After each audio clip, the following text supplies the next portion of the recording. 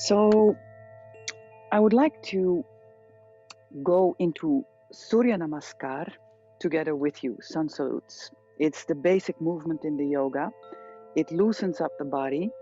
It gets the energy streaming, flowing in the body. Because we're hanging upside down in downwards facing dog, mostly between 3 and 5 breaths, it gives all the oxygen to the brain. We are put in positions where we stretch almost all the muscles, and it's just very rejuvenating.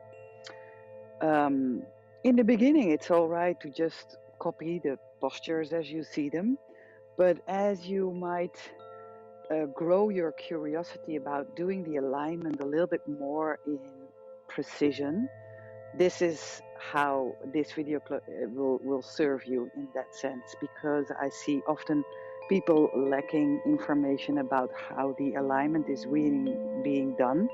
And of course, the better your alignment, the more you will feel the benefits of the posture and the flow. So I will first do it the way that it's supposed to be done. Nothing is supposed to be done, and there's no supposed to actually, because it really is dependent on the health of your body, the souplesse of your body, how long you've been into this, and so on. But it's nice if you have everything going for you and you would like to go more into the perfectionate state of the posture, then I'll show you, and then afterwards I'll show you also how it's done often and the things you that really don't serve your body as you are doing the flow of Surya Namaskar, SunSalute. All right, so SunSalute starts standing posture. We're going to go inhale, the arms go up, the shoulders go down. So there's already a pull in two different directions. And then on an exhale, I'll go into detail later. You're going to go down, you're bending your knees, you place your hands on the floor. And then on an inhale, you want to open up the chest, placing the hands on the floor or on the knees, doesn't matter. And then on the exhale, you take your feet back, and then officially you go to a Chaturanga, which is this posture. Now, in order to be able to do this posture, you need arm strength, belly strength, and so on. So before you have built this strength, you need to put your knees down, your elbows go to the back, you go down. On an inhale, you're going to come up, shoulders down, shoulders down, shoulders down, and exhale, downwards facing dog, 3 to 5 breaths. So there's an opening in the chest here, there's an opening in the backside of the legs, there's a spreading of the fingers, which is crucial. And there's your big breath. And then from there, you're going to step or jump to the front of your mat. You inhale, you go forward. Exhale, you bend your body back over your legs. Inhale, push the heels down, roll the shoulders down, arms up. And exhale, hands in front of the heart. Now, what I see often happening is that people, when they lift their arms, they shoot their bum to the back. And then another misunderstanding is that you lift your shoulders high. You really don't want to do that, but I'll do the wrong version now, yeah? So that's, and then lifting the shoulders. And then they sort of collapse as you go down. And then even people want to straighten their legs, and then they want to go down, so they're damaging their lower back. So you kind of see this happening. There's tension in the neck as well. Then go back. Then if you don't use your knees and you want to go down and you don't have the strength, then it sort of looks like this. And the shoulders are up to the ears, really not good for you as well. Then in the upwards facing dog, this is happening. Look at how uncomfortable I look. It's like, tension. It's really the opposite of freedom, right? This sensation as you see me here. And then from there, this wrong downwards facing dog, a little bit done like this. You know, this is like, so the lower back is is rounded. The shoulders are close to the ears. And again, if I come up now, it's just like, it's not freedom. It's like this hell, actually. And then go to the front. No awareness. What am I going to eat tonight? Come up. And that's then the down dog. Yeah. So that's the version you don't want to do. So the more I'll give you these details about your alignment, it's going to force you to put your mind into your body. Yeah. So we're going to break it down quite a bit. Okay. So it starts with the posture Uttanasana, and Uttanasana is just mountain pose. It's a standing posture. Now, the standing posture is done with a lot of power. A lot of power in the feet, first of all, because you want to spread your toes. A lot of power in the inside of the legs. So this is why the blocks often used in yoga. If you want to really make sure that you're using the inside of the legs, you can also in the beginning take a block, squeeze it, squeeze it, squeeze it. So you become aware that you are really using the inside of your legs. And then from there, you're going to roll your lower back down, not too much, but a little. So, and then from there again, go with your attention, because our attention span is so often so limited that the moment we are focusing on using the inside of the legs, we forget again already often the spreading of the toes. So you always go back checking if is everything still in alignment. So spread your toes, use the inside of the thighs, roll the lower back down, then from there feel how that is. And then from there, notice that you are engaging your belly muscles because you are rolling down your lower back just a tiny little bit, not too much, but a little bit. And then from there, the shoulders are going to go back. And then often when I say shoulders back, the bum goes to the back and we lose the power in the front of the body. So the front of the body is always present, active. So you want to like the distance between your ribs and the distance and your hips, you want to pull that front body, not like that, but closed. Yeah. But at the same time, you want to open up your chest. Then from there, we're going to lift up the arms. Now, lifting up the arms goes together with the breath. Now, see if you can get the inside of the hands up towards the ceiling and then lift up your arms. And notice that because you're making the circle with your hands and you're turning the inside of the hands to the front, it allows the shoulder and the shoulder blade to go back down. Yeah, so already the movement of the hands like this allows the shoulder blade to roll down towards your buttocks. And then you keep the shoulder down with your back muscles as you lift your arm up. So that movement, it's all spirals, yeah? So the inside of the legs are spiraling in and the shoulders are spiraling down. Already doing this brings your attention in your body, yeah? So inhale, lift up your arms, roll the shoulders down. And then if you really want to keep the shoulders down, you're not going to be able to get your hands all the way above your head, above the crown of your head. So you're going to keep the hands like an eye, so like this. So you have the ability to keep pulling the shoulders down. Yeah? All right, so this is the first posture. Inhaling. And then the second one, you exhale, you go down. Now, as you go down, remember to use your block or to imagine you have a block in between your legs. And then as you go down, you want to keep squeezing that block. You want to keep squeezing that block. And you also want to keep using your belly. And in the beginning, If you're not so supple yet, you just simply place your hands on your knees. You look forward and you open up your chest. So at the same time, you roll the shoulder blades to the back. Now, if you're supple and you are able to place the hands on the floor without rounding your back. So this needs to be, the chest needs to be open all the time. So your body will tell you exactly where you can place your hands. You can place them on your knees, on your shins, or on the floor.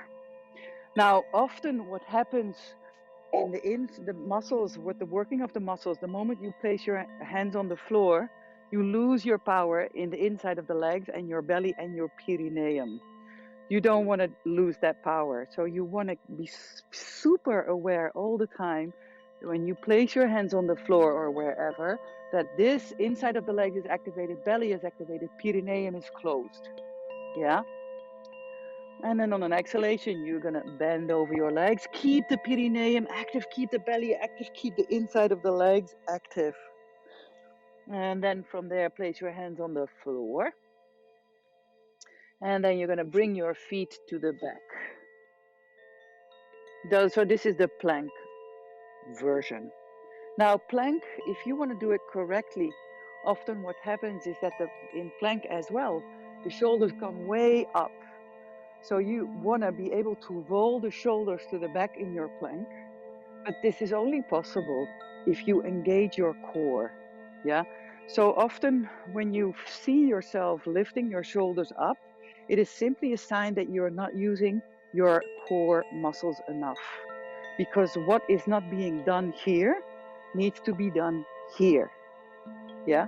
So this is also why people who have a lot of strain in the shoulders and the neck, it is simply because the belly is not functioning enough during the day when they are sitting or doing whatever. So the muscles in the neck need to compensate what is not being carried right here. You also will feel that the moment you use your core, this up here can relax. Yeah. All right. So place your hands on the floor, right underneath your shoulders, and then spread your fingers. Now, spreading the fingers is one thing, but then you can spread them that much that there is not an ant able to crawl underneath the skin and your mat. And then the emphasis of the pressure in your hand is done in the cushion underneath your index finger. So the cushion underneath your index finger needs to be pushed down the most of the pressure of the whole hand. And then from there, you can roll the shoulders to the back. So the initiation of the energy of the shoulder rolling to your lower back is done here in this muscle underneath in the cushion of your index finger. Yeah? This asks focus in the body. So roll the shoulders to the back, push the index finger into the floor, pull the navel in, and then slowly go down. Now, slowly going down can be challenging. So you can also in the beginning place your knees to the floor. And then as you go down, notice that you want to get your elbow to the back without lifting the shoulder up. So what happens often, because the triceps is not strong enough, that's the backside of your upper arm. Okay, so often what happens to compensate the lack of strength in the triceps is again the lifting of the shoulder.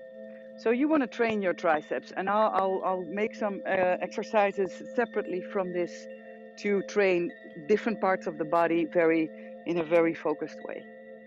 So you place your knees on the floor, elbows in, shoulders down, come lie down.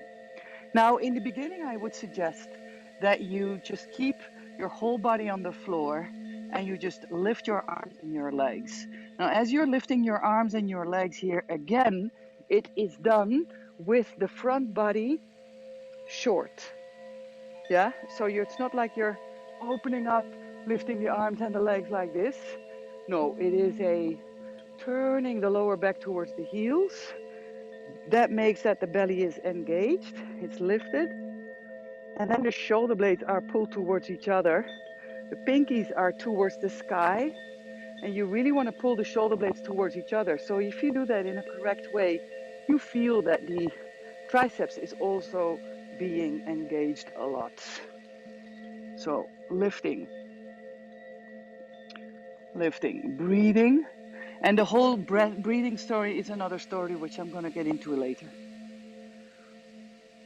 All right, now from there you place both of your hands next to your rib cage, not next to your shoulders, next to your rib cage. Pull the elbows in. Now push the cushion underneath your index finger into the floor. Spread your fingers, keep the shoulders low. It's your upwards facing dog. So, okay, you guys, Chaturanga.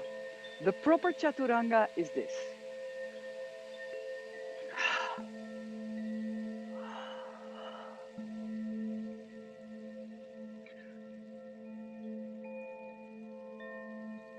Yeah, so it is about 90 degrees in the arm, 90 degrees, elbows in, shoulder to the back. Often what you see happening where people who don't have a strong enough triceps or belly muscles, the shoulders go up here. So I'll do it wrong. Yeah? Now, if you do that a couple of times and you go from here to up, it's not very healthy for your whole shoulder girdle. And if you do your yoga 3 times a week, year in, year out, this wrong way, you're damaging your body. So you really, if you're doing a vinyasa practice, a vinyasa yoga, power yoga, flow, you really want to create your strong muscles, because otherwise they're not going to be able to support the correct alignment, and doing the vinyasas with not good alignment will damage your body. Okay, so to train your Chaturanga, yeah, first of all, I'll let you feel if you're able to do it. So come over here on your belly, place both of your hands next to your rib cage, put the toes of your feet into the floor, then first of all lift your bum and then lift your chest. Now, if you're not able to do that, you know that you need to strengthen your arms and your belly, which I will get to in another clip. Okay, now, if you want to do a Chaturanga in a mild version, you simply place your knees on the floor. Knees on the floor, and you go like this. And then from there, you can go to upward facing dog. But already doing this with difference. You can be here like this. My bum is sticking out. My belly is not functioning. It's not so good. You can also be here like this. My bum is turned towards the knees. My belly is super engaged. And I can even do some push-ups here with the elbows in, training my triceps. Yeah? All right, so I will do the Chaturanga officially. And now the Chaturanga, if you're not strong enough yet, you're here, keeping the elbows in, up, and then down dog. Okay, so that's Chaturanga. Now we're gonna go to upwards facing dog. Upwards facing dog is meant to open up the chest. That's what it meant to open up, actually the whole front body.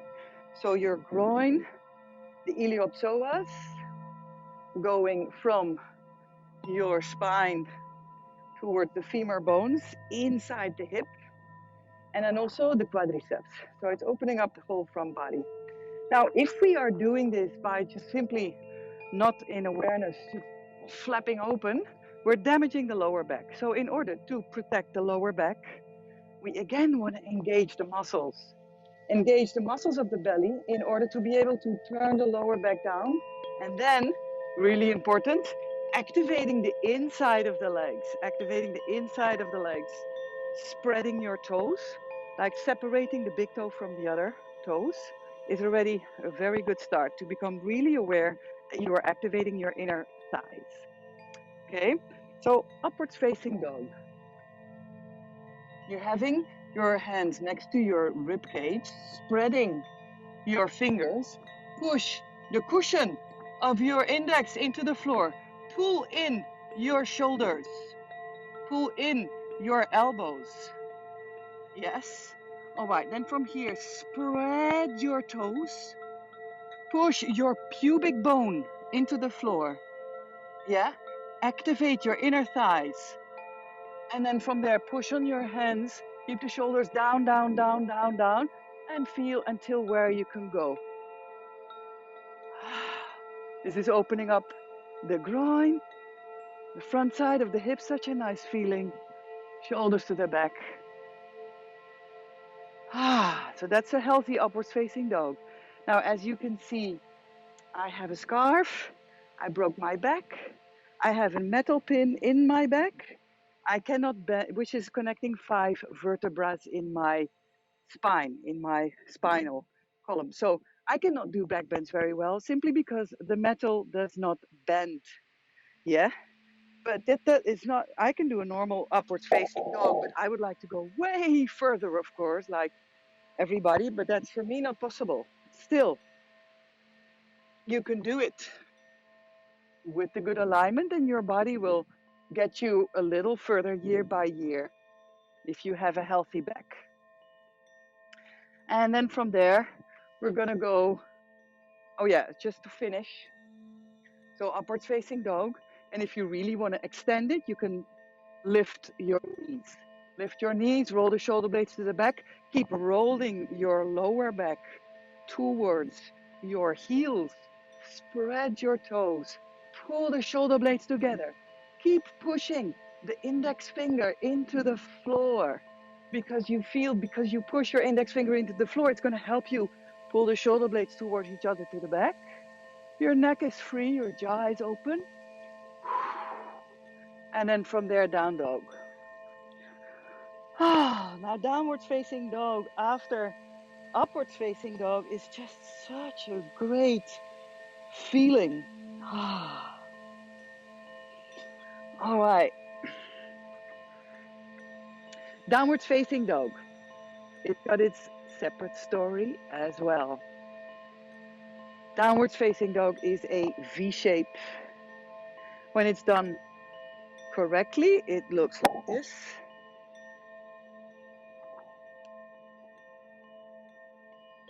Yeah, look at the space between my ears and my shoulders. Yeah, there is space. There's space between my ear and my shoulder.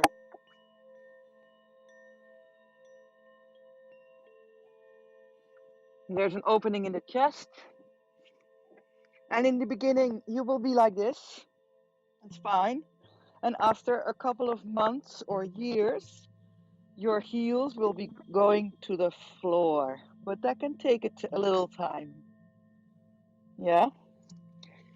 But if you need to choose between bending your upper body, shoulders towards the ears, and then thanks to that you can have your legs straight, I say don't do that. I say bend your knees and choose for the opening in the chest and choose for the widening between the space of the shoulders and the ears. Yeah.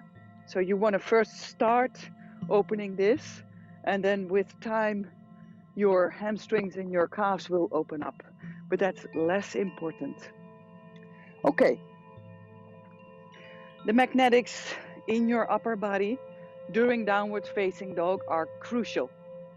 They are, till detail, spreading of your fingers. Again, push index finger cushion into the mat. Let that power, that pressure work in turning your upper arm in, because you need to turn your upper arm in because you want to emphasize the pressure on the cushion here, turning it in. And then from there, the upper arm is going to turn out. Lower arm in, upper arm out. And upper arm out makes the shoulder go away from the ear. So it's like a very solid base from where your neck can relax. So that's all the time what we're doing. We're strengthening, putting up boundaries in certain parts of the body so other parts can just swim freely. You can also say it like muscles are the wings for the bones. So the more we use our muscles, the more the bones can float free and can have their correct alignment in the body. So the fluids in our system can float freely. So we feel light and like we can dance through the day, through life, because there is great structure. Okay, so that's the magnetics in the hands, yeah? So cushion down, lower arm in, upper arm out, shoulders pulling to the back, and then in the back, you're pulling the shoulder blades to the back. Yeah, so if you're gonna lift up, the shoulders go low and back. So the positioning of the shoulders is down and back, down and back. Yeah. So I don't know if it's correct, then please join me in doing this movement. So the hands flow freely because everything, the power is happening here. And then afterwards, of course, in the hands as well. But it starts here. Okay? All right. So come into your down dog. Bend your knees maybe. Roll the shoulder blades towards your lower back. Close your eyes. And then, as you close your eyes, you start going with your attention to all those little alignment points that I've just been telling you. Work towards the midline all the time. You hug your body towards the midline. So you're in your down dog. You're pushing all your fingers down. You're rolling the upper arms out. Inner lower arms in. You're feeling the stretch, because if you're going to push up your hips up towards the ceiling because of all that power you generate here, then you can maybe lean your hips to the right and to the left, opening up the sides of the body. And then maybe you can one by one move your legs, opening up the back side of the legs. Breathing, do it slowly. Breathe very slowly. If you breathe slowly, you'll have more attention on where you notice that the tightness in your body is. And then you can lean into this tightness. And after a couple of breaths, you walk or jump to the front of your mat. Same story. Inhale, look forward, opening up the chest. Exhale, you take your body back over your legs, bending your knees. Inhale, coming up. Push, heels down, roll the shoulders down. And exhale, hands in front of the heart. Woo. All right, you guys. I hope this brought some clarity towards the alignment of your SunSalutes. And enjoy.